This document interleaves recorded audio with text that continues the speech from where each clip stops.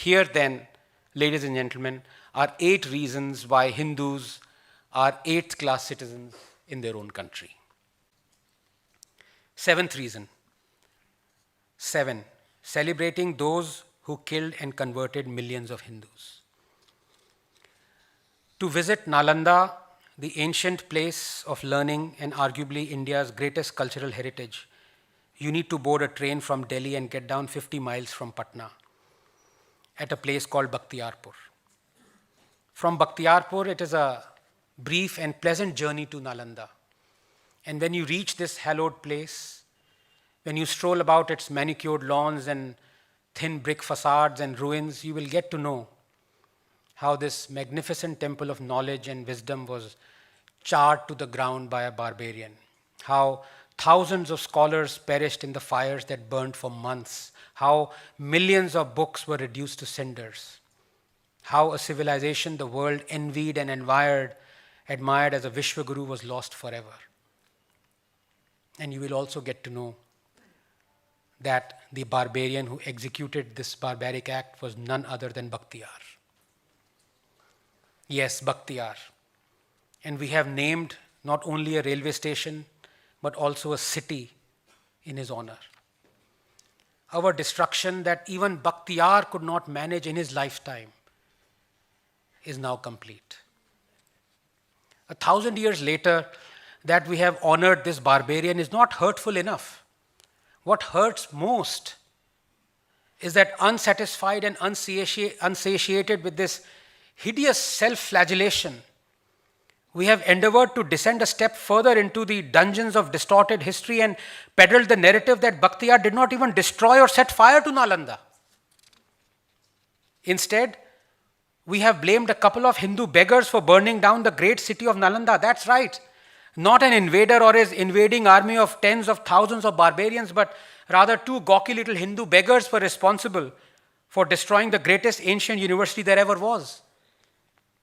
This is neither the time or place, and nor do I have the inclination to narrate to you in detail the sorry figments of the leftist historian D.N. Jha's lobotomized mind and its imaginings. The fact that he never quoted a primary source for his assertion, the fact that the first English translation of Jha's source, Pak Sam John Zhang, was carried out as late as 100 years ago, the fact that it never even mentions the 2 Hindu beggars. But the fact remains that the Jhas have won this war of narratives because Bakhtiyar lives. For the sake of Islam, I became a wanderer. I battled infidels and the Hindus, and I was determined to become a martyr. Thanks be to Allah, I became a Ghazi. This is a direct quote of Babur from his Babarnama. There is a Babur Road in central Delhi, barely a mile from the Prime Minister's residence. Babur lives. Hindu gods and their idols are as dirty as they are ugly and horrible to look at. And witnessing the destruction of temple idols gives me so much joy.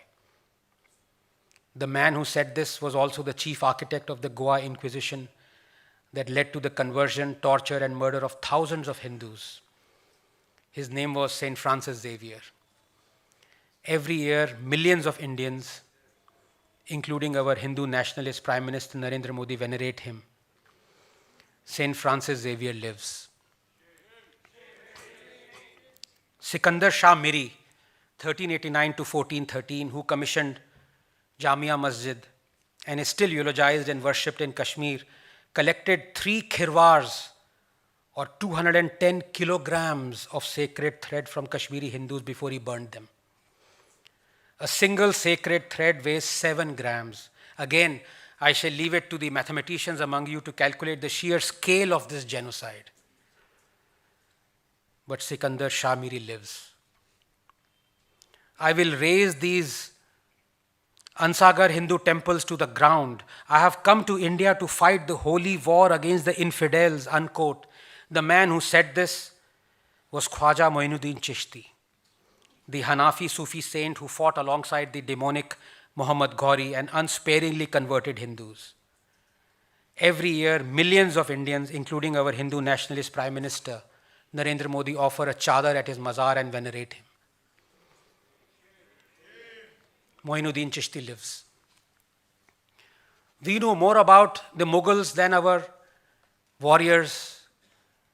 We know more about Mughals than we know about Shivaji and Rana Pratap and Prithviraj Chauhan. Why?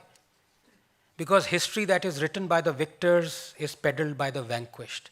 And we have been vanquished. This is a country where people still go and pray at the grave of the monster Aurangzeb, who beheaded Guru Tegh Bahadur, decapitated Sambhaji Maharaj, demolished Kashi Vishwanath, murdered 4.6 million Hindus. This is a country where Guru Arjan Dev was forced to sit on a hot plate and literally cooked alive by the Mughal Emperor Jahangir. And what do? We immortalize Jahangir in our films as that affable, feather-toying romantic Salim. This is a country where a celebrated historian, Ram Guha, didn't want Delhi roads to be named after Chhatrapati Shivaji Maharaj, the man who birthed an empire stretching from Peshawar to Plassey, because in Guha's words, he was a, quote, little-known regional figure and a feudal lord who endorsed caste hierarchies, unquote. This is a country where we eulogize the invaders who over century after relentless century perpetrated the largest genocide in human history and murdered 80 million of us. A figure arrived at authoritatively by historians K.S. Lal and Will Durant. This is a country where Kareena Kapoor and Saif Ali Khan take pride in naming their son Taimur. Where Akhilesh Yadav takes pride in having the nickname Tipu.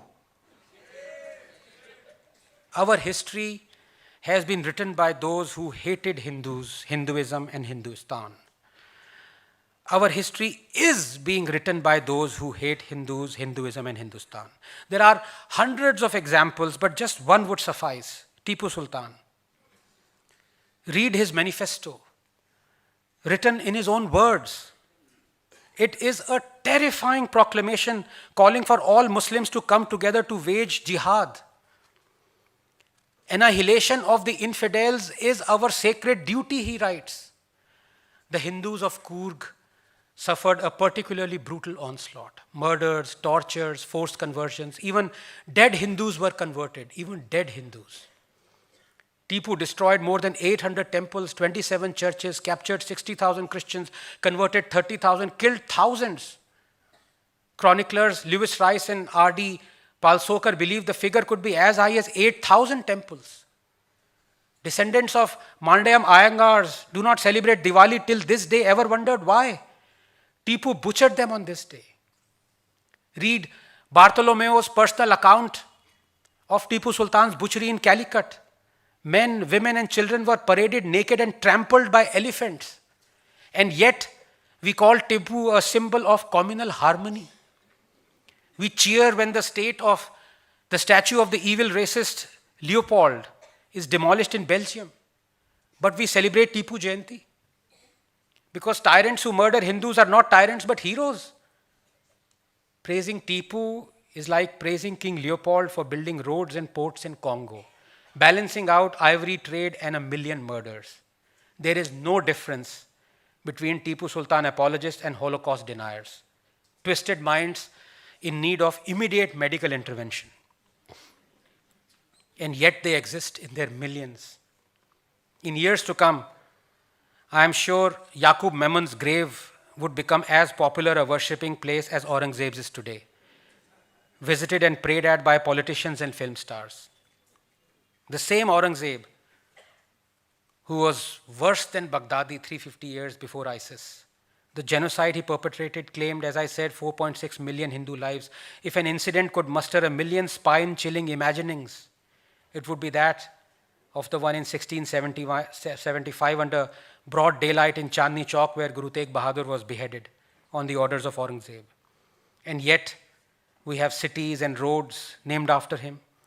We have his tomb consecrated and turned into a memorial. 75 years have gone, but we still haven't got independence from brainwashing and servitude. And that is why in years to come, Yaqub Memon would be celebrated just like Aurangzeb is. After all, tens of thousands attended his funeral, tears flowing down their cheeks. People will come and pray at his grave, seek his blessings. From the Aryans to Aurangzeb, from St. Xavier to Shivaji, our historians have chosen what to hide, what to invent, and what to disclose.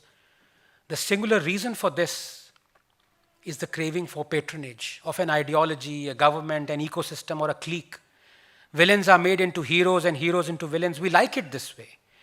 Our historical figures are to be worshipped. They are to be made into gods, into atlases who carry the weight of our ideologies and our biases on the nape of their necks. History as myth, myth as history. It confirms to what we really are, unsure of our present, fearful of our future, fear and trembling. That is what this is. And the whole nation chugs along on this dead yet simmering coal, a journey to nowhere, slow, halting, tiring, until you realize what the grand plan always is, to appropriate invaders and to forget our own heroes. How else do we explain appropriating foreign destructive ideologies and their proponents like Karl Marx, Mao, and Che Guevara? Can you now appreciate how reading and imbibing a particular history can weaken a nation? Because when you eulogize monsters like Che and Mao and Pol Pot, you also decide to walk on their paths. You weaken the nation. Look at what the communists did to Bengal. Look at what they did to anything they have touched, and they still venerate Stalin and Mao. Mao, who killed 63 million of his own people. And if you think I'm talking abstract and philosophical gibberish, recall who wanted to scuttle the Indo-US nuclear deal, who was against the Green Revolution, against river linking, against dams. Recall who forbade the setting up of blood donation camps during the 1962 war with China. Recall who hailed the Tiananmen Square massacre. Recall who was against liberalization. They are still very much among us in our society, in our committees, in our universities, in our parliament. The more we are ignorant of our history, the more we are taught it wrongly, the more we clear the path for them to return to power. History for us is either to be hidden or invented. We tell and retell what we like of it, and of what we don't, we scrunch it up and slip it under the mattress like a plastic bag. For the victors, a quill to write history with. For the vanquished, the burden to peddle it. But we forget history is not homeopathy. It does not work as a placebo when diluted. It simply disappears. Every city a Hindu lives in, every school he attends, every university he goes to, every road he walks on, he cannot escape being confronted by his cruel past that raped, mutilated, murdered, pillaged, and converted him. He cannot escape being humiliated by it, pummeled again by it, by the force of history, condensed and packed into a punch that lands and lands and lands and keeps on landing until the Hindu is lying face down on the canvas, blood-laced spit bubbling from his lips. This is a Hindu Rashtra, they say. I ask them, is there a Hitler Road in Tel Aviv?